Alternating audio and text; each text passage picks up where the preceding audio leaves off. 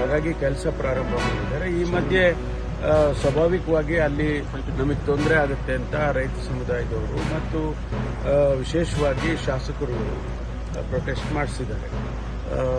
ನಾನೀಗ ತುಮಕೂರಿಗೆ ಹೋಗ್ತಾ ಇದ್ದೀನಿ. ಅಲ್ಲಿ ಹೇಮಾವತಿ ಅಧಿಕಾರಿಗಳನ್ನು ಕರೆದು ಚರ್ಚೆ ಮಾಡಿ ಸರ್ಕಾರಕ್ಕೆ ತಿಳಿಸ್ತೇವೆ. ತುಮಕೂರಲ್ಲಿ ಹಾಲು ಮತ್ತೆ ತರಕಾರಿ ಅದನ್ನ ಮಾಗಡಿಯಲ್ಲಿ ಮಾರಾಟ ಮಾಡೋದಕ್ಕೆ ಬಿಡಲ್ಲ ಅಂತ ಹೇಳಿ ಬಾಲಕೃಷ್ಣ ಹೇಳಿದ್ದಾರೆ.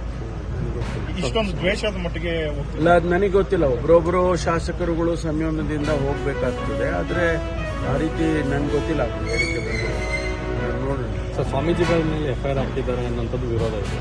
ಸ್ವಲ್ಪ ಮೇಲೆ ನೋಡಬೇಕು. ನಾನೀಗ ಅದಕ್ಕೆ ಹೋಗ್ತೇನೆ. Yes sir, thank you sir. ಲೇಟಾಗಿ ಬೆಳಕಿಗೆ ಬಂದಿದೆ. ಡಿಸೆಂಬರ್ನಲ್ಲಿ ಮತ್ತು ಜನವರಿನಲ್ಲಿ ಆಗಿರ್ತಕ್ಕಂಥ ಘಟನೆ ಇದೆ. ಅದು ಯಾರಿಗೂ ಗೊತ್ತಾಗಿಲ್ಲ. ಆಮೇಲೆ ಅವರು ಯಾರು ಎಲ್ಲೂ ಕಂಪ್ಲೇಂಟ್ ಕೊಡೋದಾಗಲಿ ಅಥವಾ ಹೇಳ್ಕೊಳ್ಳೋದಾಗಲಿ ಮಾಡಿಲ್ಲ. ಈಗ ಬಂದು ಕಂಪ್ಲೇಂಟ್ ಕೊಟ್ಟಿದ್ದಾರೆ. ಇಮಿಡಿಯೇಟಾಗಿ ಅವರು 5 ಜನರನ್ನು ಕೂಡ ಅರೆಸ್ಟ್ ಮಾಡಿದ್ದಾರೆ. ಮುಂದಿನ ಕ್ರಮ ಕಾನೂನಿನ ಪ್ರಕಾರ ಏನು ಕ್ರಮ ತಗೋಬೇಕು, ಪಾಕ್ಸೋನಲ್ಲಿ ಬಂದರೆ ಅದನ್ನು ಕಮಿಷನರು ಅಥವಾ SP ತಗೊಳ್ತಾರೆ. ಸರ್, ಹೇಮಾವತಿ ರೀತಿ ರಾಜಕೀಯ ಕರೆದು ಒಂದು ಸಭೆ ಮಾಡ್ಬೋದಲ್ವ ಸರ್? ಸಾಕಷ್ಟು ಸಭೆಗಳನ್ನು ಮಾಡಿದ್ದೀವಿ. DCM ಅವರು ಮಾಡಿದ್ದಾರೆ. ಇದು ತಾಂತ್ರಿಕವಾಗಿ ನಾವು ಸಮಿತಿ ಮಾಡಿ ಸಮಿತಿಯಿಂದ ವರದಿ ತರಿಸ್ಕೊಂಡು ಆನಂತರ ಕ್ರಮ ಮಾಡ್ತೀವಿ ಅಂತ ಹೇಳಿತ್ತು. ಅದರ ಪ್ರಕಾರ ವರದಿ ಬಂದಿದೆ. ವರದಿನಲ್ಲಿ ಕೂಡ ಇದು ಏನು ತೊಂದರೆ ಆಗೋದಿಲ್ಲ ಅಂತ ಹೇಳಿ ವರದಿ ಕೊಟ್ಟಿದ್ದಾರೆ. ಅದನ್ನು ಮುಂದೆ ಇಟ್ಕೊಂಡು ಕೆಲಸ ಪ್ರಾರಂಭ ಮಾಡಬೇಕು ಅಂತ ಇರಿಗೇಷನ್ ಡಿಪಾರ್ಟ್ಮೆಂಟಿಂದ ಸೂಚನೆ ಕೊಟ್ಟಿದ್ದರು.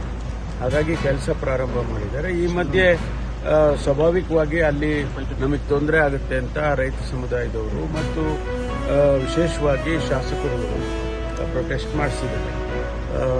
ನಾನೀಗ ತುಮಕೂರಿಗೆ ಹೋಗ್ತಾ ಇದ್ದೀನಿ. ಅಲ್ಲಿ ಹೇಮಾವತಿ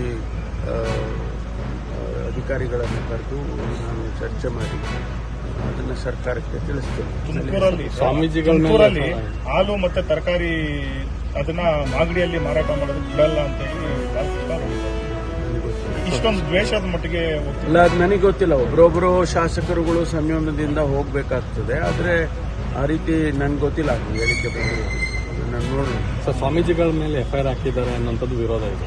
ಸ್ವಲ್ಪ ಮೇಲೆ ನೋಡಬೇಕು. ನಾನೀಗ ಅದಕ್ಕೆ ಹೋಗ್ತಾ ಇದ್ದೀನಿ. Yes sir, thank you sir.